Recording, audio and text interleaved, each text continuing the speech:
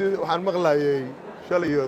xalay iyadoo la leeyahay haddii 8 saq dhexe la gaaro dawladda madaxweyne farmaajo uu hogaaminayo xilkii waa ka degtay sidaad la socotaan oo aad ogtihiin dhammaantiin waxaan ka mid ahaa xildhibaanadii labada ahaa ee 252 xildhibaan oo isugu jiray aqalka sare iyo golaha shacabka saxiixay sharcigii doorashada 2020 oo hadda hortayda yaalla waxaan ahaa ninkii diiday in doorashada dadban dalka uu aado balse waa laga codbatay waxaan ahaa nin laga cod badan yahay sidaa darteed qasab bay noqotay inaan ku raaco sida sharcigaasi qoraya waxaa weeye in dalka haddii doorasho aysan ku dhicin wakhtiga loo cayimay in baarlamaanka hadda jira iyo golaha fulinta oo madaxweynuhu uu hogaaminayo ay micnaha gacanta ku sii haynayaan ilaa isbeddel u yimaado maxaa yeelay lama ogola firaaq siyaasadeed sidaa darteed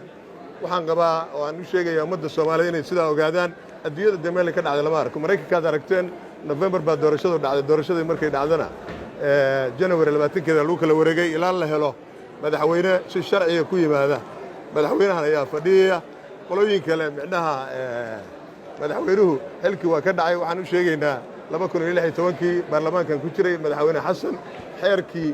uu sharciyeeyay ahaa xeer lambar 20 baarlamaanka hadda jirana micnaha uu ratify gareeyay oo isaguna hadda xeer 30 ka ayaa lagu dhaqmayaa 6 bilood ayaa madaxweyne xasan uu joogay madaxweyne sheekh shariifna waad la socotaan sanad bay ahayd marka fikirkan ah doorashadii micnaha maadaama ay ku guuldarayso dawladdu oo wax lagu heshiiyeysan jirin madaxweynuhu ama villa Soomaaliya firaaq way arrinta waxba kama jiraan haddii dhaqan micnaha jabhadayn ay jirtana waa meesheeda oo dad kale 91 baa lagu noqonayaa 91 haddii lagu noqonayo dee waa barnaamij kale oo waxaan qabaa dee dawladnimadii Soomaaliya halkaasi ku dhammaanaysaa laakiin ma qabo sharci baa lagu dhaqmayaa waxaan ahaa xildhibaanada diidanaa baan ahaa in doorashadan dadban la aado balse waa laga codbatay labadii xildhibaan oo diidaan ahaa haddana waxaan diyaar u ahay inaan micnaha sharciga dalkan u hoggaansamo oo ah in baarlamaankan hadda jira iyo golaha fulinta oo xukuumadda uu madaxweynuhu uu yahay hogaamiye in ay yihiin caretaker government ama dawladda sii haynayso ilaa dawlad la soo doortay ay timaado inta ayaan rabin ummadda la wadaago waa mahadsantiin